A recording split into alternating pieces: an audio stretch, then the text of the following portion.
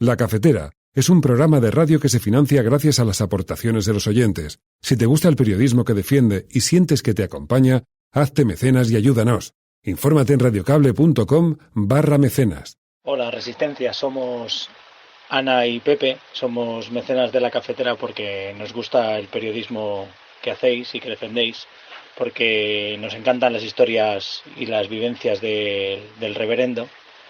Nos encantan esos cortes de los grandes sabios como José Luis San Pedro o el presidente Mujica, y sobre todo porque nos habéis hecho desear el ir a tomar café a la Casa Museo de José Saramago. Y bueno, contaros que estamos cocinando judías verdes, que sabemos que estas cosas os gustan. Se nos olvidaba deciros que somos de la Resistencia desde que esta llevaba pijama. Son las 8:30 de la mañana, las 7:30 en la Casa Museo de José Saramago en Tías, Lanzarote. Buenos días, mundo. ¿Quieres un café?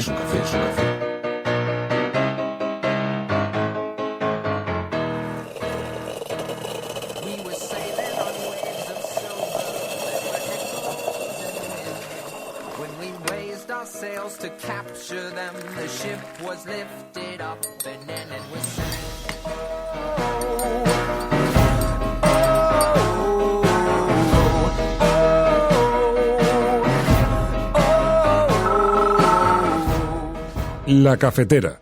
Dirige Fernando Berlín. Y quisiera reiterarle a todos ustedes la gratitud del Ecuador por haber acogido a nuestros hermanos migrantes. Ecuador no era un país de tradición migratoria, pero ellos tuvieron que salir después de una terrible crisis en el año 1999 y fueron recibidos con los brazos abiertos en España, y creo que también aportan mucho para el desarrollo de este querido país.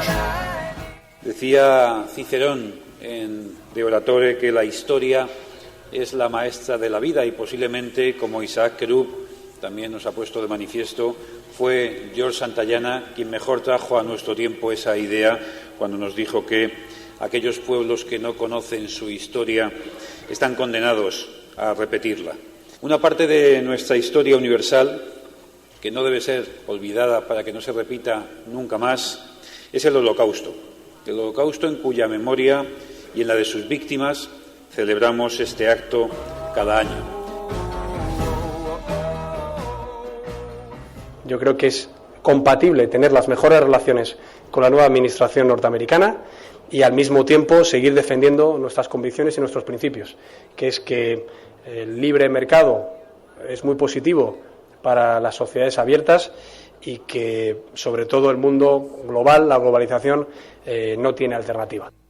Lo que está sucediendo con el nuevo presidente, que es verdaderamente un atentado a los derechos humanos, a los derechos fundamentales, y creo que es el reflejo de lo que es el drama que se está generando como consecuencia de la crisis económica a nivel mundial. Al final nosotros tenemos que intentar evitar pensar que Trump es simplemente un loco, cosa que a mí me lo parece, pero no es simplemente eso, tiene 60 millones de votos detrás. En el siglo XX vivimos las mayores vulneraciones de derechos humanos que todos ya sabemos por un gobierno que también fue inicialmente, desde un primer momento, apoyado por muchos de esos conciudadanos. A mí me parece que podrá gustar o no gustar el presidente Trump. A mí hay muchas cosas que no me gustan. Pero que pretendamos darle lecciones de democracia desde Europa, donde han nacido los peores totalitarismos de la historia, el nazi y el comunista, el que tanto gusta el señor Sánchez Mato, me parece absoluta y totalmente rechazable.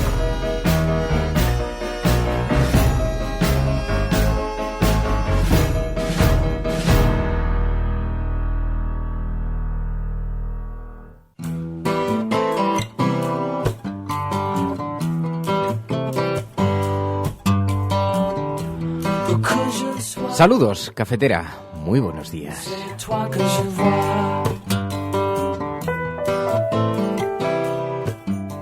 Bienvenidos una mañana más a este espacio en el que tratamos de acercarnos a la actualidad, a la realidad que nos rodea A veces es desesperante cuando abrimos las portadas de los periódicos a primera hora de la mañana y nos encontramos con esta cascada de insatisfacción, de algo de decadencia, pesimismo. Pero hay muchas cosas por delante, hay un mundo nuevo, entero, que descubrir.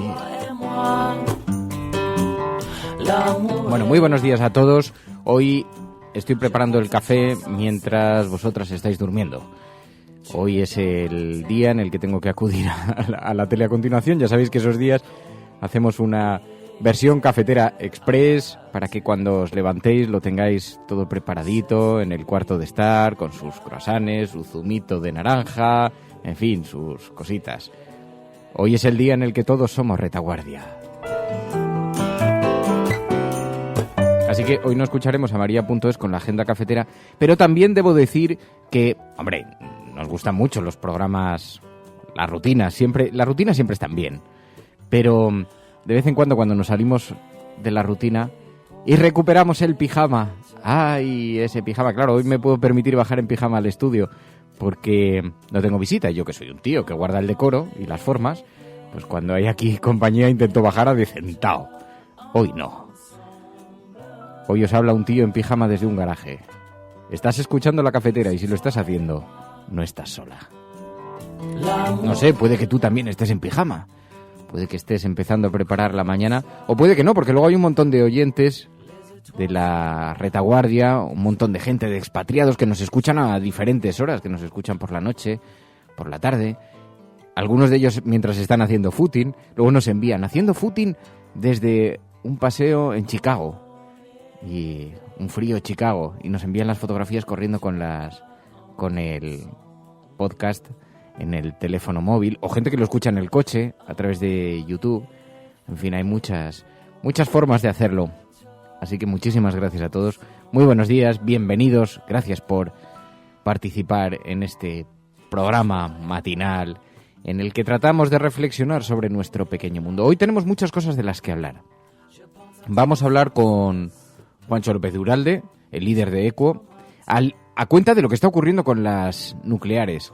Sabéis que hay un intento para reabrir Garoña que sirva como excusa para prolongar el resto de la vida de las nucleares, porque si fuera por Garoña ha estado desconectada 4 años y no ha pasado nada. Nadie se ha dado ni cuenta.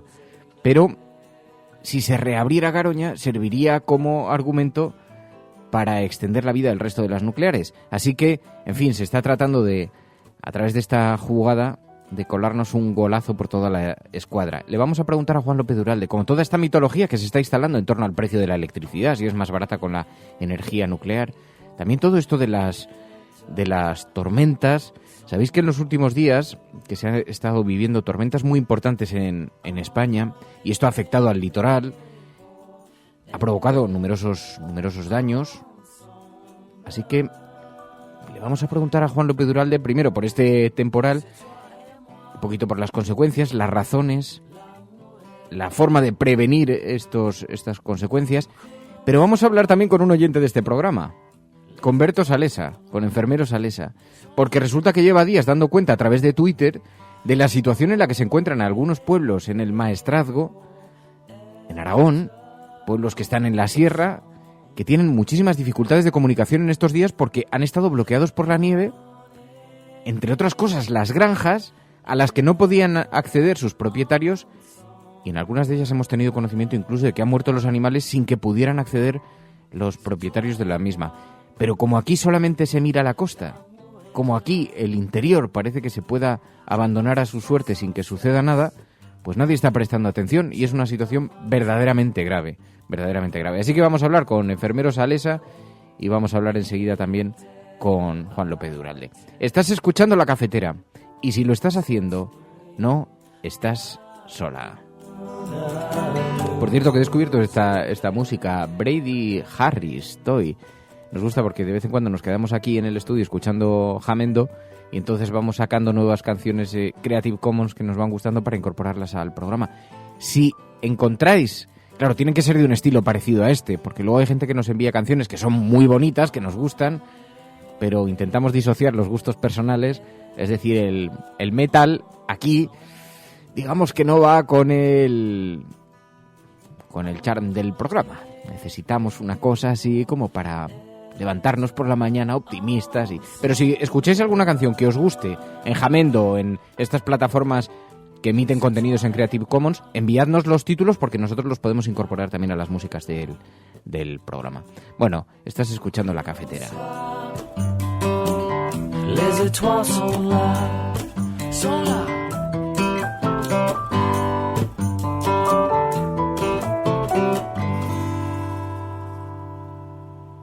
El desafío que tenemos por delante es de una magnitud de carácter colosal y la gran crisis no es ecológica, es política.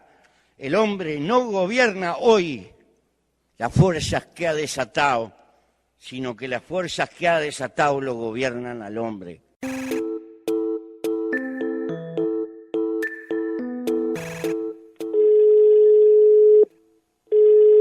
Fernando. Juancho.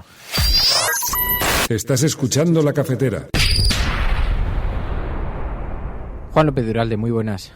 Hola, Fernando, buenos días. Bueno, es que me he acordado mucho de ti estos días cuando se empezaban a publicar las informaciones sobre una posible, aunque por detrás, pero una posible maniobra para reabrir Garoña. ¿Es posible que suceda esto? Bueno, realmente lo que está pasando con la central nuclear de Garoña es verdaderamente aberrante. Es decir, se está jugando con la seguridad de todos.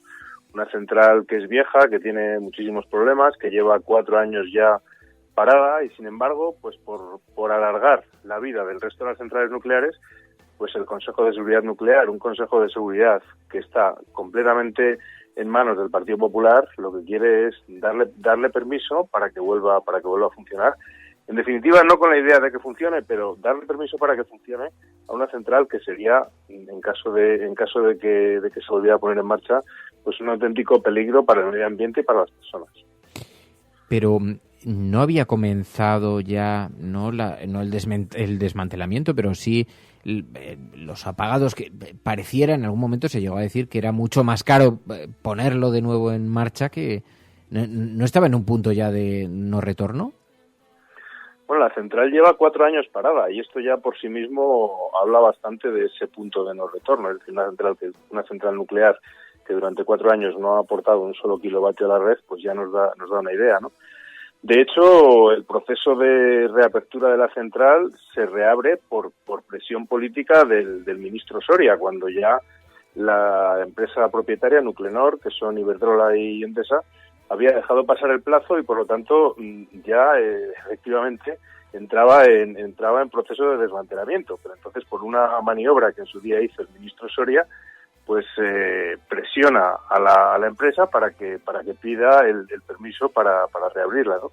Y en esas estamos en un proceso, como digo, forzado, para justificar el que la central, que ya cumplió 40 años, la central la inauguró Franco en el año 71 y por lo tanto cumplió 40 años en 2011, pues reciba un nuevo permiso hasta el año 2031, 17 años más de funcionamiento, que permita que las centrales nucleares que vengan detrás, empezando por la central nuclear de Almaraz, puedan alargar su vida hasta los 60 años, que es lo que de verdad pretende la industria nuclear. Hay que tener en cuenta que Garoña es una central pequeña, solo de 460 megavatios, que aporta, en todo caso, si funcionara, aportaría muy poca electricidad, que nunca ha sido echada de menos, y la cuestión no es Garoña, la cuestión es las que vienen detrás. Pero claro, se está pues haciendo verdaderamente un proceso aberrante, un proceso que no tiene precedentes en la industria nuclear y se está jugando con todos nosotros.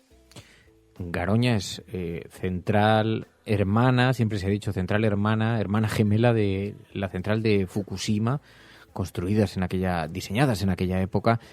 ¿Representaría problemas de seguridad? Porque en esto, cuando estabas en la etapa de Greenpeace, recuerdo que se hicieron varios informes, Greenpeace sigue alertando todavía sobre la posible seguridad de Garoña, pero bueno, lo habéis seguido observando ahora desde la política. ¿Habría problemas de seguridad con reabrir esa central? Bueno, problemas de seguridad tiene y muchos. Por eso, en todo caso, tendría que haber muchos cambios en la central. Eso lo reconoce el propio Consejo de Seguridad Nuclear. Los problemas que ya en su día veníamos denunciando. A Garoña le llamábamos la central de las 1001 grietas, porque el reactor de la central sufría un proceso de aparición de grietas, de agrietamiento, que ese problema no se resolvió. Pero además hay otros problemas, hay problemas derivados de la refrigeración, habría que construir una torre de refrigeración que la central nuclear no tiene por el calentamiento que produce en las aguas del Ebro el proceso de refrigeración de la central. Tiene un problema grave el cableado, es decir, el cableado que pasa por debajo del reactor está deteriorado, es decir, que tiene muchísimos problemas. Hay un problema que han tenido que aprobar un nuevo cementerio para los residuos radiactivos porque ya no hay espacio para más residuos radiactivos, puesto que la central nuclear estaba diseñada para un tiempo y ahora pues han tenido que aprobar un nuevo almacén de residuos radiactivos. Es decir, que hay un montón de cosas que la central tendría que hacer y que en todo caso pues la inversión que habría que realizar es demasiado grande y aun con esa inversión no está garantizada su seguridad. En los últimos días, en algún debate me ha pasado, Juancho, que todo esto a cuenta del precio de la luz, que está tan elevado, sistemáticamente se pone sobre la mesa que el precio de la energía nuclear es mucho más barato, que porque no tenemos muchas centrales pagamos semejantes precios.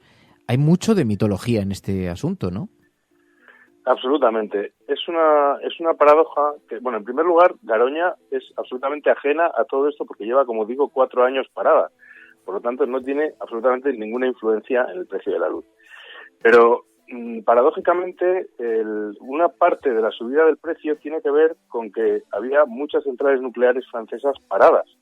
Y eso ha hecho que hayamos estamos exportando electricidad a Francia, y el precio de la electricidad en Francia es más alto y los expertos calculan que un 10% de la subida de la luz tiene que ver con ese cierre de las centrales nucleares francesas. Por lo tanto, esa garantía de seguridad que dan las nucleares pues no es tal y lo hemos visto en el caso de Francia, ¿no? Pero además, en lo que respecta al coste, es verdad que en este momento el precio del kilovatio nuclear es muy barato, pero es muy barato porque durante 25 años se produjo el rescate de las empresas eléctricas españolas en lo que se llamó la moratoria nuclear. Durante 25 años, los ciudadanos, a través de la tarifa de la luz, hemos estado pagando un 2,5% de lo que pagábamos de luz, iba destinado a la amortización de las plantas nucleares. Por lo tanto, las plantas nucleares las hemos pagado entre todos los ciudadanos. Y de ahí que en este momento pues sean tan rentables, porque las hemos pagado entre todos y están amortizadas. Que es parte de la mitología que acompaña siempre a las nucleares, como cierto es que ninguna compañía aseguradora quiere asegurarlas únicamente a la energía nuclear porque los riesgos son tan elevados que no hay compañía aseguradora que tenga capital para asegurar una cosa así, ¿no? Y queda fuera de la propia legislación de riesgos porque no se podría hacer frente, ¿no?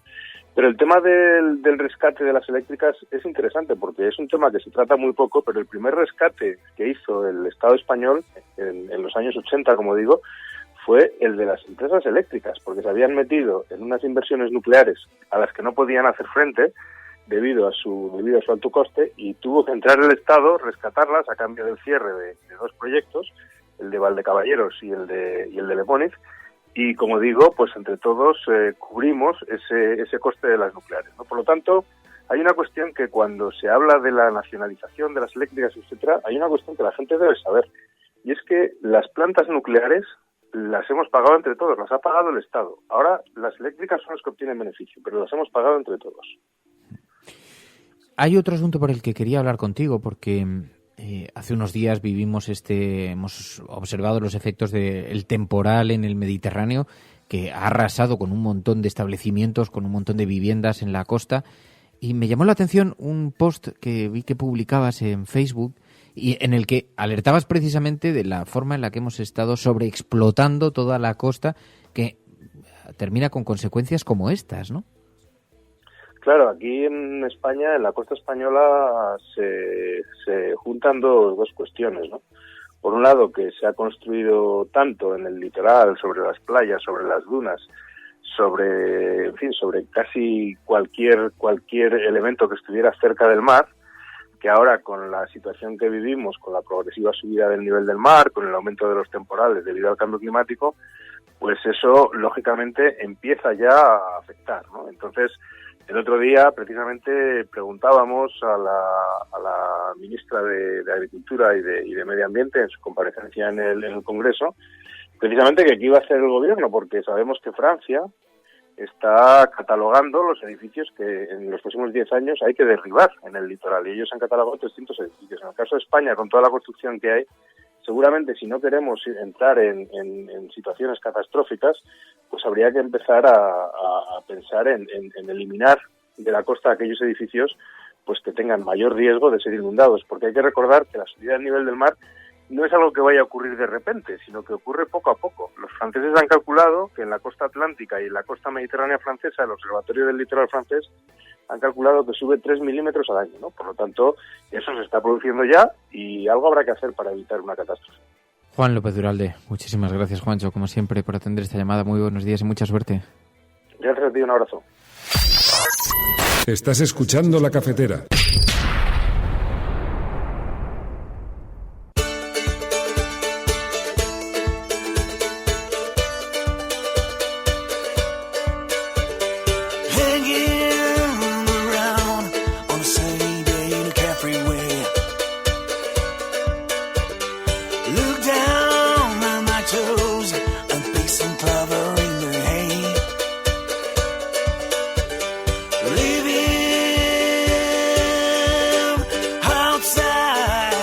The Green Duck on the Rise, otra de las canciones que estamos descubriendo en estos días. Pero una cosa que estaba pensando, escuchando a Juan López Duralde.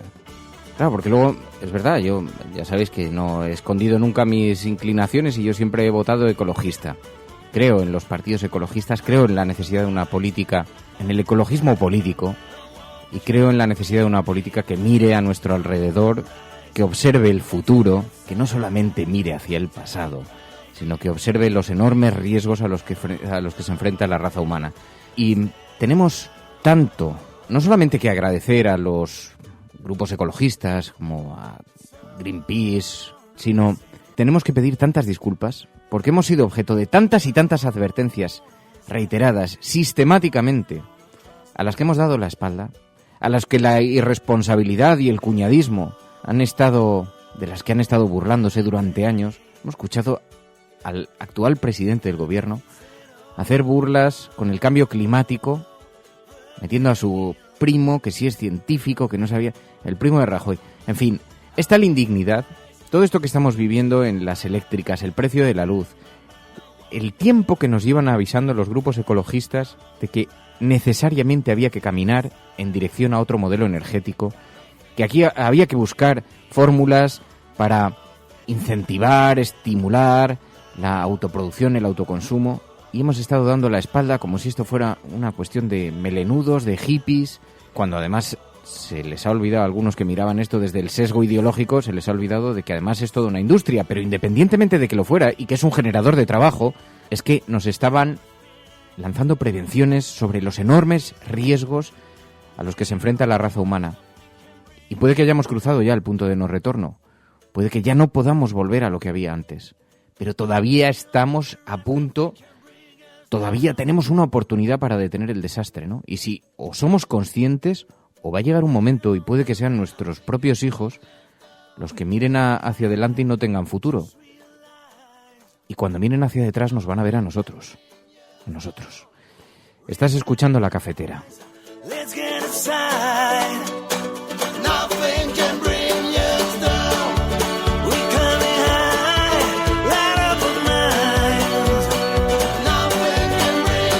Bueno, pero como podéis imaginar, hoy esto no es lo que ocupa las portadas de los periódicos, a pesar de que, como decía Juan López Duralde, parece que se está maniobrando para tratar de conseguir algún tipo de nueva política nuclear en este país, y se está haciendo por detrás, como todo lo que se hace en este país últimamente. Pero no esperéis encontrarlo en las portadas de los periódicos hoy, porque, sin embargo, encontramos mucho y muy relacionado con la Generalitat. Dice el periódico El País hoy que la Generalitat ha precipitado los planes para la independencia, que Junqueras ha admitido que se está elaborando un censo fiscal propio y que la consulta podría adelantarse.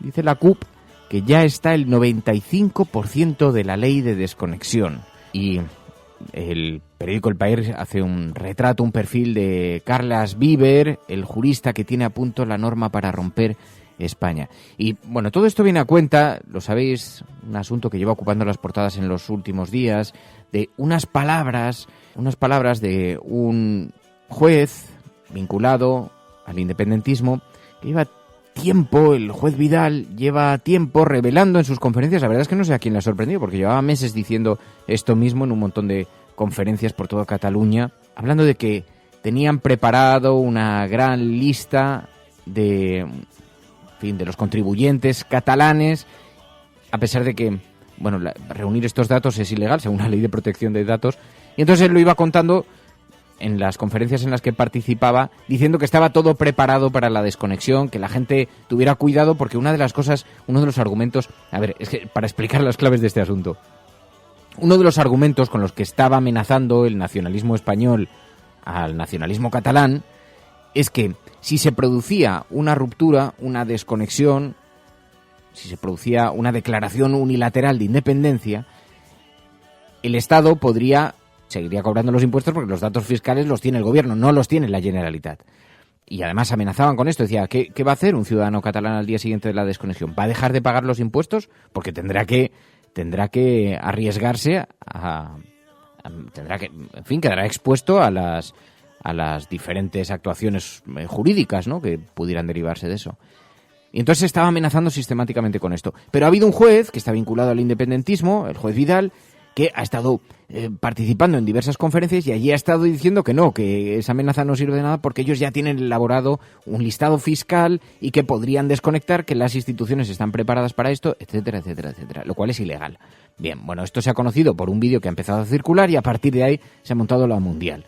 Bueno, entonces el periódico La Razón, esto hoy lo lleva a portada, a pesar de que, insisto, viene siendo información en los últimos días. Y dice el periódico La Razón, la Fiscalía llamará a declarar al juez Vidal por sus revelaciones. El Ministerio Público comenzó ayer a tirar de la manta de las posibles ilegalidades del Gobierno. OMS denuncia a Rajoy por desobedecer al Tribunal Constitucional y Junqueras admite que ya tiene los datos suficientes para controlar los impuestos. Porque efectivamente, al hilo de esto, le preguntaron a Junqueras sobre estas revelaciones y entonces vino a decir que, bueno, que se le había calentado la boca, que no era exactamente lo que pretendía decir, que no llegaba en esos términos, pero que bueno, que era una forma de hablar, etcétera, etcétera. Pero sin embargo, cuando le preguntaron si ya tenían lista la desconexión, Junqueras dijo abiertamente que sí. Y entonces a partir de ahí, pues también exactamente igual. Esto ha provocado un enorme revuelo mediático que hoy viene recogida también en las portadas de los periódicos. Y de ahí que veamos la portada de La Razón, la portada del periódico El País y también un asunto a cuenta de la investigación sobre la familia Pujol, el periódico El Mundo, que lleva unos días informando sobre este asunto y dice: el juez y la fiscal abroncan a la policía por no acreditar pruebas, acusan a los agentes de reunir las evidencias en discos duros de andar por casa, les advierten de que deben probar la legalidad en su origen y si no, ya nos encargaríamos nosotros. Es una investigación de la Audiencia Nacional sobre la familia Pujol. Bueno, es un asunto que está siguiendo el periódico El Mundo, que sí que lleva lo de Junqueras, que dice en la portada, en la columna derecha, ya tiene los datos para asumir todos los impuestos, dice el periódico El Mundo. Por otra parte, una información que en las últimas horas ha sido conocida, que vemos en el periódico El Mundo, no lo llevan el resto de los medios en sus portadas porque se produjo ayer a última hora, creo, y el hecho es que no lo han recogido todavía. Pero dice el periódico en su portada que el Fondo Monetario Internacional pide abaratar aún más el despido y controlar a los parados, que recomienda a España que aumente la vigilancia sobre los beneficiarios de las prestaciones y que queden vinculadas al paro. Es decir, que si uno quiere cobrar del paro tiene que acreditar que ha estado buscando empleo. Pero pide abaratar todavía más el despido. El Fondo Monetario Internacional. Esto ha provocado un enorme revuelo en Twitter. De hecho, a esta hora, y es muy prontito por la mañana, sigue siendo trending topic el Fondo Monetario Internacional y sospecho que va a serlo a lo largo de todo el día porque la polémica está servida. A partir de ahí, claro, os podéis imaginar, los comentarios en Twitter eran del estilo de: nos lo está diciendo el Fondo Monetario Internacional, que ha estado dirigido por una serie de personajes que hay que verlos uno a uno, ¿eh? Hay que verlos uno a uno. En fin, escuchas la cafetera.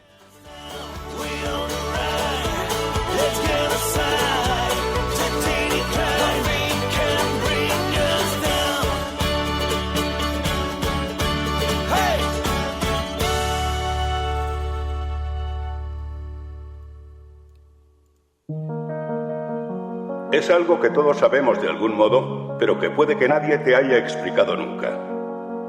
Si tú a tu hijo antes de una carrera le dices, te vas a caer, tú no vales para esto, ese niño se va a caer. No hay más opciones, porque le has hecho creer que es posible. Y hay algo que le empuja a cumplir la profecía. Pero si en lugar de eso a ese mismo niño le dices, corre, vuela, no te detengas, y si te caes, aquí estoy para levantarte, ese niño jugará mejor que si nunca le hubieras dicho nada. Hay una responsabilidad ineludible en cómo hablamos, en cómo tratamos a los demás, porque nuestras palabras tienen un poder más grande de lo que nunca hubiéramos imaginado.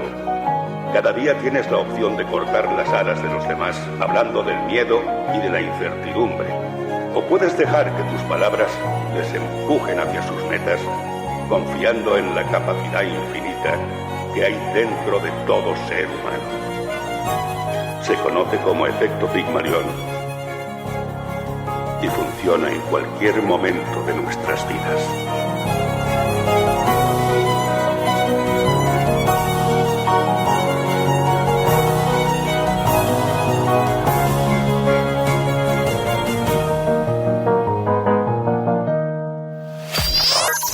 Estás escuchando La Cafetera.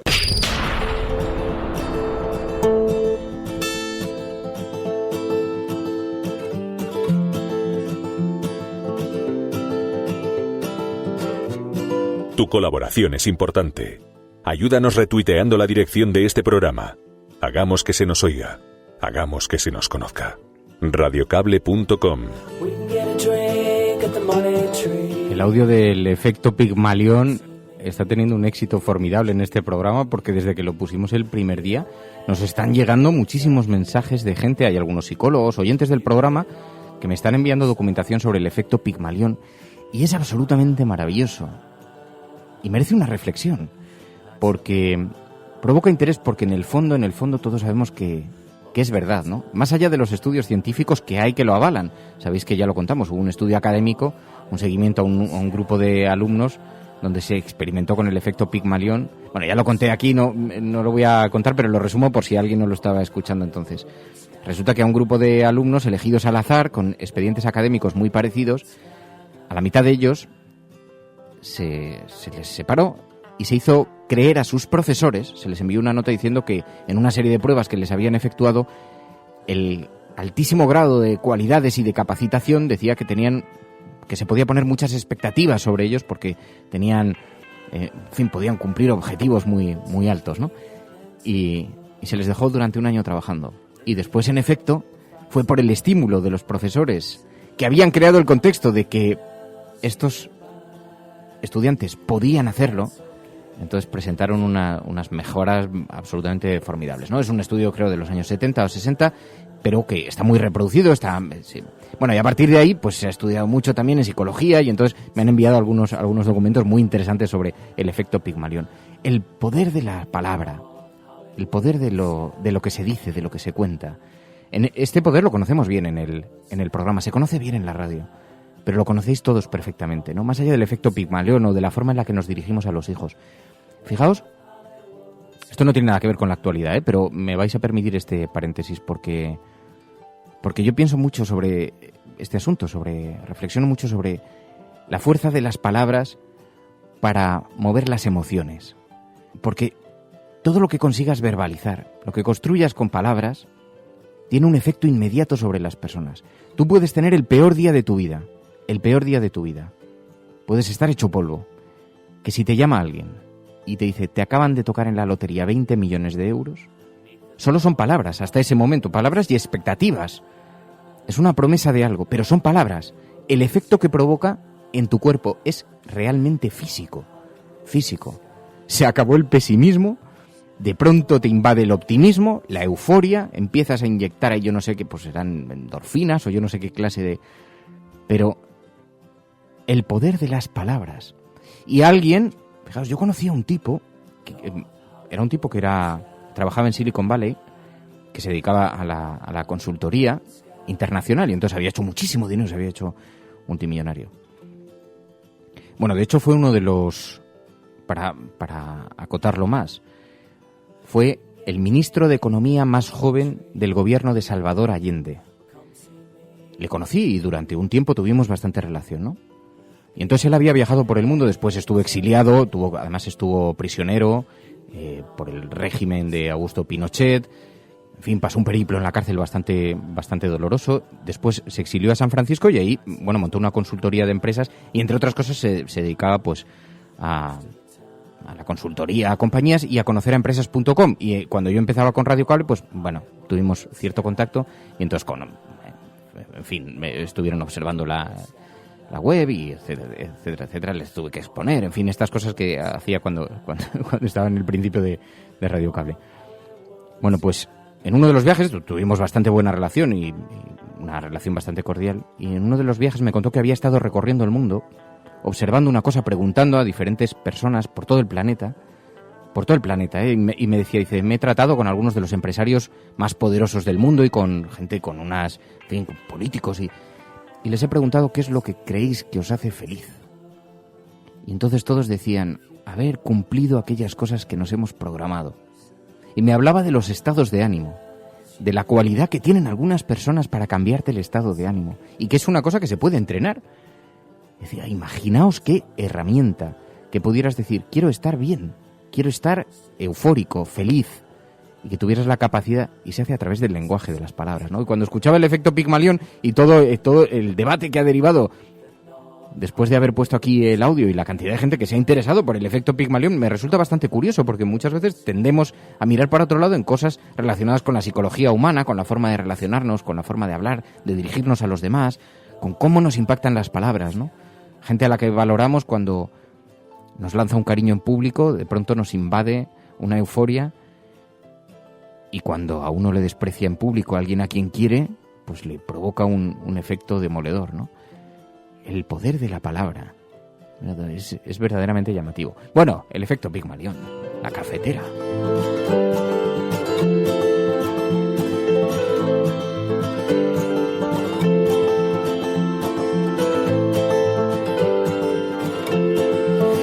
En fin, pero tenemos que volver a la tierra para hablar de un asunto que sí está ocupando las portadas de todos los periódicos, no solamente en España, en buena parte del mundo, las medidas de Donald Trump, el efecto que están provocando.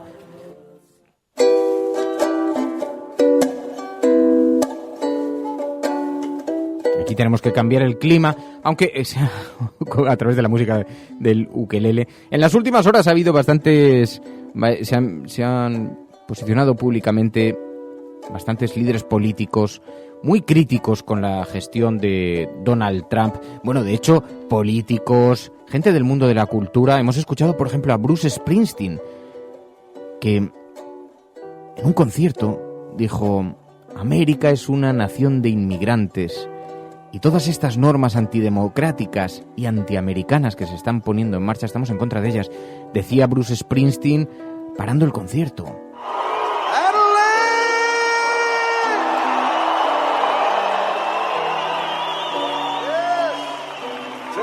Tonight we want to add our voices to the thousands of Americans who are protesting at airports around our country. The Muslim ban and the detention of foreign nationals and refugees. America is a nation of immigrants, and we find this anti-democratic and fundamentally un-American. This is an immigrant song, American land.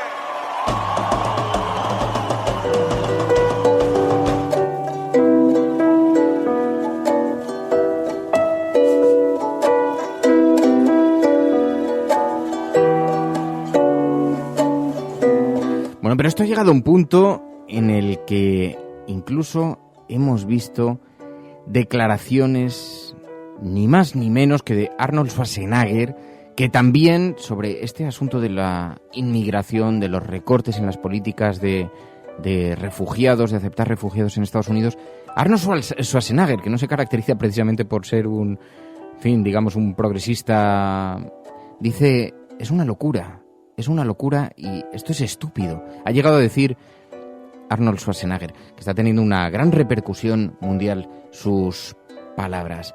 Es peligroso lo que está ocurriendo en Estados Unidos, muy peligroso. Hoy en Russia Today veíamos una noticia, una información, dice, el clan está despierto, el Ku Klux Klan reparte folletos ofreciendo sus servicios en Estados Unidos. En varios estados del país fueron distribuidos panfletos del grupo de extrema derecha que ha estado promocionando activamente sus actividades, reclutando miembros en los últimos años, el Ku Klux Klan, que parecía desaparecido de la faz de la tierra, y resulta que hay decenas de votantes asociados al Ku Klux Klan que se han encontrado en las calles de varias ciudades de Estados Unidos en los últimos días. Dice, los llaman los caballeros americanos tradicionalistas del Ku Klux Klan, y los panfletos ofrecen vigilancia vecinal y están decorados con la imagen clásica de uno de los miembros, la bandera de Estados Unidos, cruces y las siglas KKK. Y el mensaje dice, usted puede dormir sabiendo que el Klan está despierto. Dicen, ¿quién nos iba a decir que íbamos a ver un resurgir del Ku Klux Klan de esta naturaleza, público, sin miedo a pronunciarse? Porque uno de los mayores riesgos que nos estamos enfrentando con la llegada de Donald Trump, más allá de las noticias que pueda generar y desde luego más allá de las políticas que pueda poner en marcha, es que Donald Trump va a ser inspirador, va a ser las raíces de otros que se agarrarán a esa figura para ejercer sus políticas que rodean el fascismo. Y lo decía Alberto Garzón, dice, este es un loco llamado Trump, pero que tiene 60 millones de votantes a sus espaldas. Lo que está sucediendo con el nuevo presidente, que es verdaderamente un atentado a los derechos humanos, a los derechos fundamentales, y creo que es el reflejo de lo que es el drama que se está generando como consecuencia de la crisis económica a nivel mundial. Al final nosotros tenemos que intentar evitar pensar que Trump es simplemente un loco, cosa que a mí me lo parece, pero no es simplemente eso. Tiene 60 millones de votos detrás, y si queremos erradicar los síntomas, que son estas manifestaciones claras de fascismo y de racismo y de ataque a la multiculturalidad, nosotros tenemos que tener muy presentes cuáles son las causas originales, el problema real, ir a la raíz de los problemas. Y que Donald Trump, que ha fulminado a la fiscal general de Estados Unidos por desafiar sus órdenes, por haber ordenado a sus subordinados que no defendieran en los tribunales este polémico veto del magnate a los refugiados y a los inmigrantes. Ella además era una de las supervivientes de la era del expresidente Barack Obama, que seguían en el cargo a la espera de que el Senado confirmase al nominado de Trump para la Fiscalía General, el controvertido senador republicano Jeff Sessions. Bueno, pues la ha fulminado después de haber ordenado a sus subordinados que no defendieran en los tribunales este polémico veto de Donald Trump a los refugiados y a los inmigrantes. Por cierto que Barack Obama, que hasta ahora no se había pronunciado, había mantenido un silencio muy cauteloso, siempre en una posición muy diplomática, pues se ha pronunciado, ha dicho, los valores americanos están en juego. El expresidente ha dicho a través de un portavoz que los ciudadanos ejercen su derecho constitucional de manifestarse, ha alabado las protestas y ha alertado de que estos valores de Estados Unidos están peligrando. Ha roto su silencio. Eso no estaba participando directamente, pero es que las movilizaciones están siendo numerosísimas. No se recordaban movilizaciones parecidas desde las manifestaciones contra la guerra de Vietnam, dicen en Estados Unidos, y hay una enorme preocupación por el desarrollo de los acontecimientos, y esto ha llegado a España, ha provocado aquí también reacciones políticas muy importantes. La alcaldesa de Madrid comparó a Trump con los nazis. En el siglo XX vivimos las mayores vulneraciones de derechos humanos que todos ya sabemos por un gobierno que también fue inicialmente, desde un primer momento, apoyado por muchos de esos conciudadanos.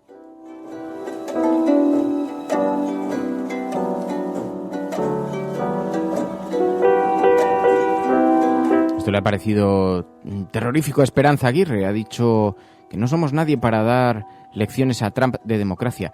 Lo dice Esperanza Aguirre, que comparó a Podemos con los nazis y ahora está indignada porque Carmena compare a Trump con Hitler. Son las cosas que tiene la política española. A mí me parece que podrá gustar o no gustar el presidente Trump. A mí hay muchas cosas que no me gustan. Pero que pretendamos darle lecciones de democracia desde Europa, donde han nacido los peores totalitarismos de la historia, el nazi y el comunista, el que tanto gusta al señor Sánchez Mato, me parece absoluta y totalmente rechazable. Pero sabe de lo que habla Esperanza Aguirre, sabe de lo que habla. Si Donald Trump quiere una asesora, no tiene más que ponerse en contacto con el Partido Popular. Podría hablar con ella incluso, pero puede ponerse en contacto con el Partido Popular. Nosotros sabemos de muros, sabemos de concertinas. Hemos instalado en Ceuta y Melilla unas concertinas criminales que son auténticas cuchillas en el muro. Hemos ido más lejos. que el señor Donald Trump. Devolvemos en caliente, somos expertos en devoluciones en caliente, señor Trump, incluso saltándonos leyes internacionales. También somos expertos en repeler la entrada de inmigrantes a base de pelotas de goma, no importa si están nadando. También nos hemos hecho un máster, un expertise en rechazar a refugiados, a gente que busca socorro, incluso en el mar, disparando pelotas de agua, incluso llevándose un grupo de vidas por delante. Señor Trump, le podemos dar algunos consejos desde aquí, desde España, en ese sentido. Sabemos mucho de prometer que acogeríamos refugiados e incumplir la promesa en el último momento. De eso sabemos mucho también, incluso aunque algunos ayuntamientos estén proponiéndose para poner sus herramientas al servicio de los refugiados, también sabemos evitar que terminen por hacerlo. Así que si el señor Trump quiere obtener algunos consejos, puede ponerse en contacto con este país que seguramente en esta baja moral que nos caracteriza últimamente le podremos dar algún servicio. Decía Juan Diego Boto, enviaba un tuit y decía: ojo, no ha sido el muro de Trump el que mató al niño subsahariano de 6 años que ha aparecido muerto en las costas de Cádiz.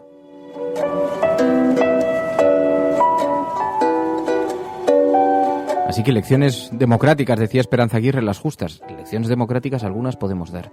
No son muchas, pero algunas podemos dar. En todo caso, lo que pasa es que a lo mejor se las tenemos que dar a usted, señor Aguirre, a lo mejor se las tenemos que dar al Partido Popular. Pero, ¿cómo es que el Partido Popular se maneja entre dos aguas, intentando no cuestionar las políticas de Donald Trump, a pesar de que son regresivas, de que son profundamente arcaicas, no solamente en lo que está relacionado con la inmigración, que el Partido Popular todavía en eso podía encontrar líneas de similitud, pero se han encontrado con que además el proteccionismo de Trump no es precisamente la defensa del liberalismo que mantenía el Partido Popular en público. Por eso se encuentran en una contradicción cada vez que tienen que defenderle en público. Pablo Casado, Partido Popular, critica pero no critica. Creo que es compatible tener las mejores relaciones con la nueva administración norteamericana y al mismo tiempo seguir defendiendo nuestras convicciones y nuestros principios, que es que el libre mercado es muy positivo para las sociedades abiertas y que sobre todo el mundo global, la globalización, no tiene alternativa.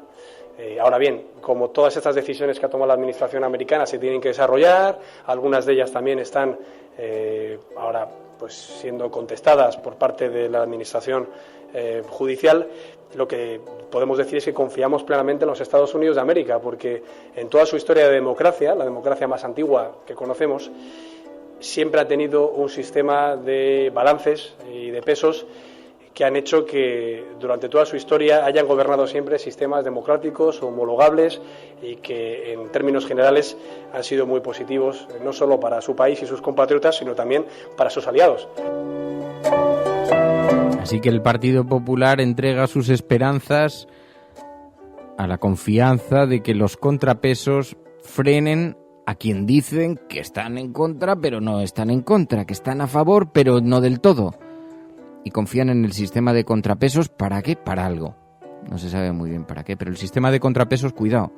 Hombre, Donald Trump ayer enfadó algún fondo de inversión. Esto le puede traer problemas, porque mientras enfade a los ciudadanos tendrá movilizaciones en la calle. Pero cuidado con qué toca, cuidado con qué elementos toca.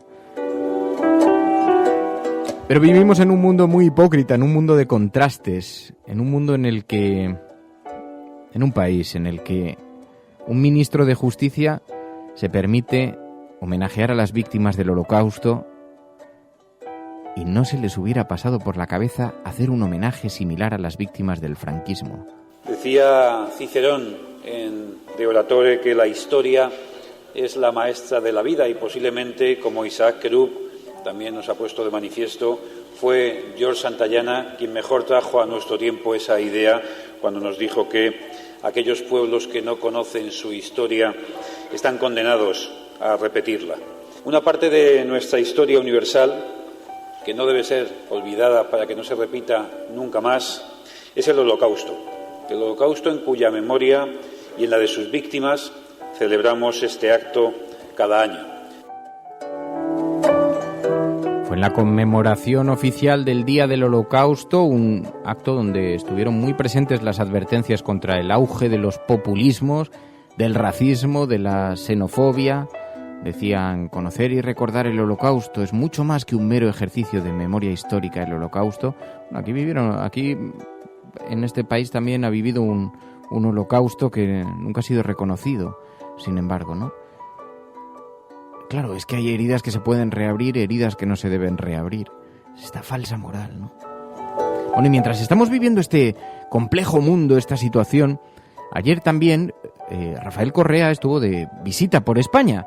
Y entonces, bueno, además de los encuentros políticos que tuvo tiempo para agradecer la acogida que España ha dado a sus compatriotas. Y quisiera reiterarle a todos ustedes la gratitud del Ecuador por haber acogido a nuestros hermanos migrantes.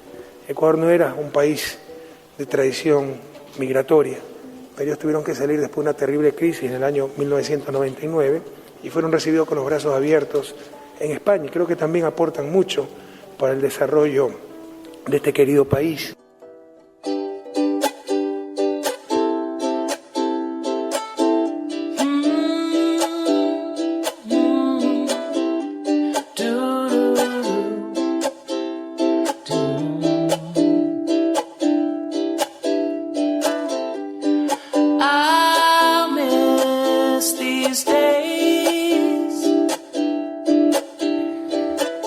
Este es el retrato de hoy de nuestro pequeño país, en este pequeño mundo, en este pequeño planeta, en esta pequeña galaxia, en la inmensidad del universo.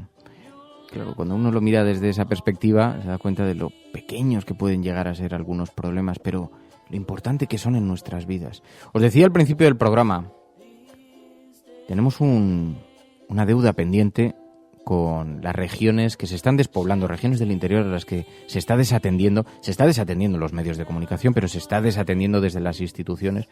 Y veíamos una llamada de atención de Enfermero Salesa, de Alberto Salesa, oyente de este programa, que decía, todavía hay granjas que están incomunicadas en el Maestrazgo después del temporal de nieve que ha estado azotando este país, y no están los medios de comunicación volcados sobre esto, que es un auténtico drama para muchísimas familias. Están viendo morir a sus animales sin poder acceder a las granjas. En fin, es una cosa absolutamente insólita en un país desarrollado, o que se dice desarrollado. Estás escuchando La Cafetera.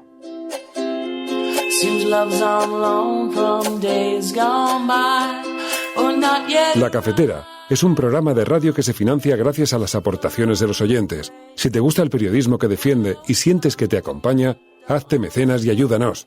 Infórmate en radiocable.com/mecenas.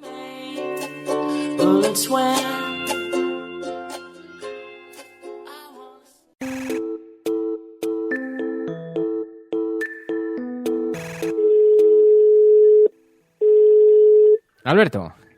¿Qué tal? Estás escuchando La Cafetera. Bueno, pues mientras vemos cómo las autoridades se están preocupando por lo que está ocurriendo en la costa después de este temporal, pero los efectos también se están notando en el interior. Alberto Salesa. Buenos días. Tenía ganas de hablar contigo ya. Hemos estado viendo estos días los tuits que publicabas y es verdad que hay una despreocupación absoluta sobre lo que está ocurriendo en zonas como el Maestrazgo, pero en zonas del interior hemos tenido a pueblos aislados durante un montón de días. Sí, yo creo que más que despreocupación es el olvido de siempre a las zonas que son poco pobladas. Es un olvido ya que es endémico es una pasada. Se estaba notando en Aragón y claro, uno de los tuits decías, hay zonas con nieve, hay gente que no puede llegar a las granjas y eso está afectando a los ganaderos, pero es que hay animales en riesgo. Ya hemos visto que en algún caso incluso se ha llevado a los animales de alguna granja por delante. Es una cosa demoledora. ¿Tienes noticia, ¿no?, de que esto ha estado ocurriendo por alrededor? Sí, porque ayer estuve hablando con una ganadera precisamente de Mosquerola, que es uno de los pueblos más afectados, y es que llevan ya 11 días que hay gente que no ha podido acceder a sus animales todavía, y no saben de hecho si están vivos o muertos. Y gente que lleva 11 días trabajando 10-12 horas diarias. O sea, a mí me ha dejado alucinado. Gente que se levanta de las 8 de la mañana a las 8 de la tarde moviendo nieve con sus propios medios para intentar llegar y no llegan todavía. Una cosa tremenda. había gente que estaba recurriendo a los tractores y a las herramientas que podía para poder despejar algo la nieve, ¿no? Sí, el problema es que con esos medios pueden acceder pues a un camino que sea corto. El problema es que como tienen muchas pistas que son de 12, 15 kilómetros, por ejemplo, de Mosqueruela y Cantavieja, que son pistas que no han limpiado, claro, entonces sí que pueden limpiar un acceso a una granja, pero lo que no pueden hacer es limpiar una carretera entera con sus propios medios. Entonces tienen el problema que no pueden acceder bien y aún así siguen intentándolo. Yo lo que he hablado con ellos es una sensación de frustración, de pena, de indignación. Me dejó tocado cuando hablé con esta mujer, una pasada. En general, salvo el acceso a las granjas, el resto sí está, el acceso a los pueblos y todo esto sí está funcionando correctamente. Sí, puntualmente sí que sean los pueblos sí que se han quedado aislados, pero pues en un par de días se ha conseguido abrir. Sí que hay en la zona esa de Mosqueruela más afectada tienen una quitanieves, pero son una quitanieves con un chofer para unos 200 kilómetros. Una persona. Es un medio, escaso no, lo siguiente. Pero bueno, las carreteras generales sí que se limpian. Lo que pasa es que estamos hablando de una zona con muchos pueblos pequeños, muchas masías, que han estado incomunicados 6-7 días. Hay un abandono casi crónico del interior, ¿no? O sea, así como todos los informativos han estado ocupados por los efectos en el Mediterráneo, en la costa, y se hablaba de que ahora empezaba la campaña de Semana Santa y era importante que estuviera en marcha de nuevo lo antes posible todas las zonas turísticas, pero hay muy poca atención sobre lo que está ocurriendo allí, ¿no? Es que el abandono es un abandono, yo lo veo más un abandono político. No hay, en los debates del Estado de la Nación no se habla una línea sobre el abandono del medio rural, no se habla sobre la despoblación. Y yo creo que tenía que ser un problema que tenía que estar en primera línea.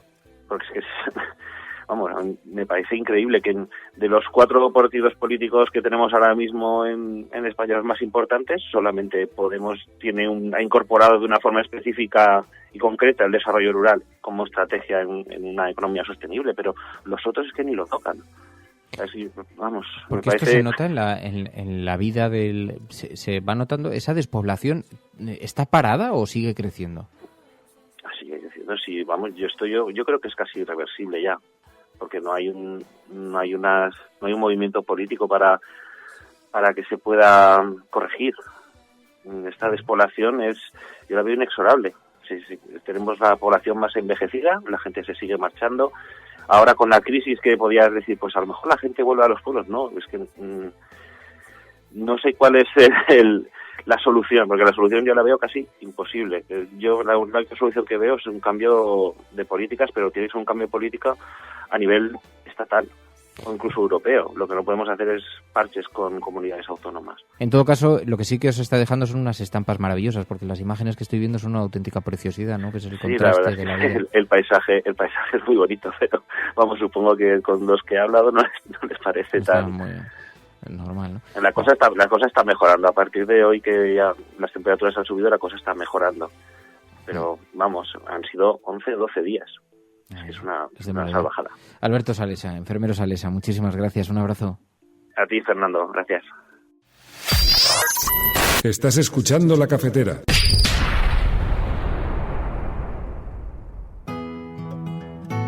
Bueno, pues así llegamos al final de este programa. Mañana volvemos, mañana con más. Muchísimas gracias a todos por vuestra compañía. Muchísimas gracias de corazón a todos aquellos que constituyen esta gran familia de La Cafetera.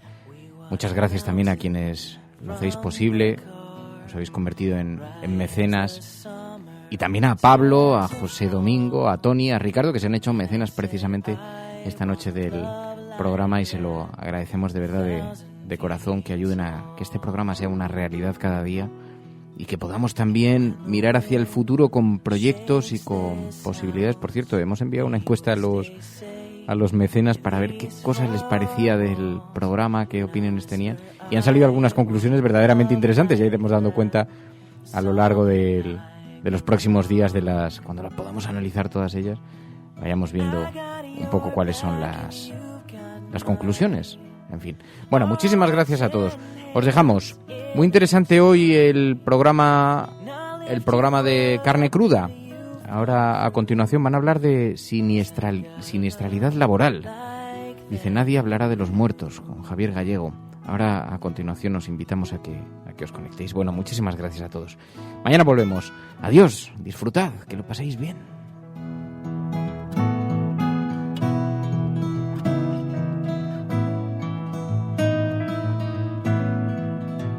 And even when the skies get dark, we ride the waves until it's calm, saying I wanna love like that. It keeps me hanging on. And when we dance step by step, moving together in space and time. Hola Fernando, hola Resistencia. Soy Jorge y me hice mecenas porque no estamos sobrados de periodismo independiente y por unirnos a una comunidad de gente que piensa más o menos como nosotros en contra de un entorno cada vez más hostil y opresor.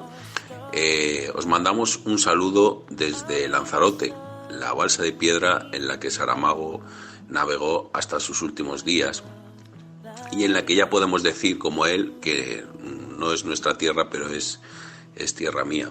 Un saludo a todos y nos vemos y nos escuchamos. La Cafetera es un programa de radio que se financia gracias a las aportaciones de los oyentes. Si te gusta el periodismo que defiende y sientes que te acompaña, hazte mecenas y ayúdanos. Infórmate en radiocable.com/mecenas.